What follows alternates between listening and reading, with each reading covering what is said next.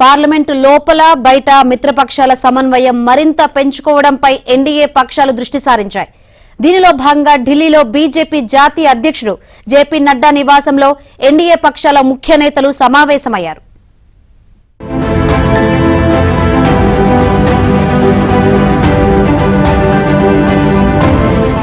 అటల్ బిహారీ వాజ్పేయి శత జయంతి సందర్భంగా ఎన్డీఏ నేతలు ఢిల్లీలో భేటీ అయ్యారు. భాగస్వామ్య పక్షాల మధ్య సమన్వయాన్ని బలోపేతం చేయడంపై దృష్టి పెట్టారు. కాంగ్రెస్ లేవనెత్తిన రాజ్యాంగపరమైన అంశాలపై హోంమంత్రి అమిత్ షా, బీజేపీ అధ్యక్షుడు జేపీ నడ్డా వివరణ ఇచ్చినట్లు సమాచారం. కాంగ్రెస్ ట్రాప్ నుంచి బయటపడి నిర్ణయాలు అమలు చేయడంపై ఫోకస్ చేయాలని దిశానిర్దేశం చేశారు. ఎంపీల సమస్యలను పరిష్కరించడానికి కేంద్ర మంత్రులు అవసరమైన సహాయాన్ని అందించాలని అమిత్ షా సూచించారు.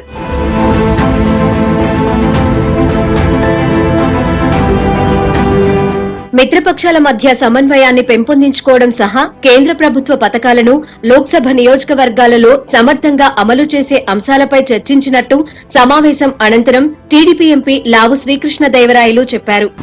మొన్న జరిగిన పార్లమెంట్ సమావేశాల గురించి కాన్స్టిట్యూషన్ డిబేట్ పైన ఏ విధంగా చర్చ జరిగింది, వాటిపైన ఆ విషయాలపైన కూడా మాట్లాడటం జరిగింది. అలాగే మరీ ముఖ్యమైనది ఏంటంటే ఎలా మరింతగా కోఆర్డినేషన్ చేసుకుని ముందుకు వెళ్ళాలి, పథకాలు ఏదైతే కేంద్ర ప్రభుత్వం అమలు చేస్తూ ఉందో వాటిని మరింతగా రాష్ట్రంలో ఏ విధంగా మనం ఇంకా తీసుకుని వెళ్ళాలి, వాటిని ఇంకా అమల్లో చేయడానికి ఇంకా ఎక్కువగా ఆ పథకాలు ఏదైతే కేంద్ర ప్రభుత్వ పథకాలు ఉన్నాయో వాటిని మరింతగా రాబట్టుకొని రాష్ట్రంలో మనం ఏ విధంగా అవలంబించాలని చెప్పి ఈ ఎన్డీఏ మీటింగ్లో ఈరోజు మాట్లాడుకోవడం జరిగింది.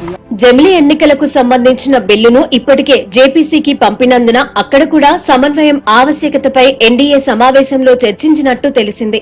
ఈ భేటీ తర్వాత జేపీ నడ్డా అమిత్ షాతో సీఎం చంద్రబాబు ప్రత్యేకంగా భేటీ అయ్యారు.